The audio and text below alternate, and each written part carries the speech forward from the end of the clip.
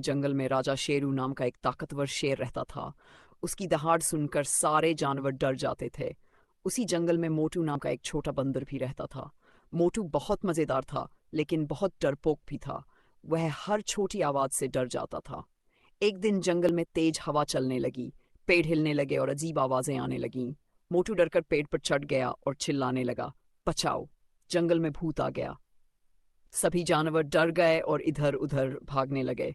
शेरू राजा तुरंत वहां पहुंचा। उसने जोर से दहाड़ लगाई, कोई नहीं डरेगा, पहले सच पता करो। शेरू धीरे धीरे आवाज की तरफ बढ़ा।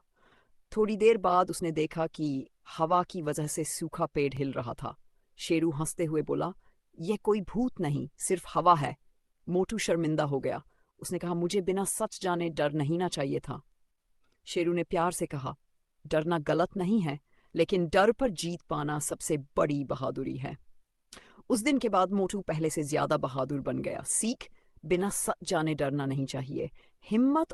सुंदर जंगल में चिंकू नाम का एक छोटा खरगोश रहता था। चिंकू बहुत छोटा था, इसलिए जंगल के बड़े जानवर उसे कमजोर समझते थे। लेकिन चिंकू का दिल बहुत बहादुर था। एक दिन जंगल में अचानक तेज बारिश शुरू हो गई। बारिश इतनी जोरदार थी कि नदी का पानी बढ़ने लगा। सभी जानवर डर गए। तभी खबर मिली कि नन्हा नदी के बीच फंस गया है। कोई भी उसे बचाने की हिम्मत नहीं कर पा रहा था। चिंकू बोला, मैं उसे बचाऊंगा। सब जानवर हंसने लगे। तुम इतने छोटे हो, तुम क्या करोगे? लेकिन चिंकू ने हार नहीं मानी। वह जल्दी से जंगल की बेलें लेकर आया और उन्हें जोड़कर लंबी रस्सी बना दी। फिर वह एक बड़े पेड़ पर चढ़ा और रस्सी नदी की ओर फेंकी। नन्हे हिरन ने रस्सी पकड़ ली। सभी जानवर मिलकर रस्सी खींचने लगे। कुछ ही देर में हिरन सुरक्षित बाहर आ गया। पूरा जंगल खुश हो गया। शेर राजा ने चिंकू से कहा, आज तुमने साबित कर दिया कि असली हीरो ताकत से नहीं, हिम्मत और बुद्धि से बनता है। उस दिन से चिंकू पूरे जंगल का छोटा हीरो कहलाने लगा। सीक्सी को छोटा या कमजोर समझकर कभी मजाक का एक हरा मेंढक रहता था।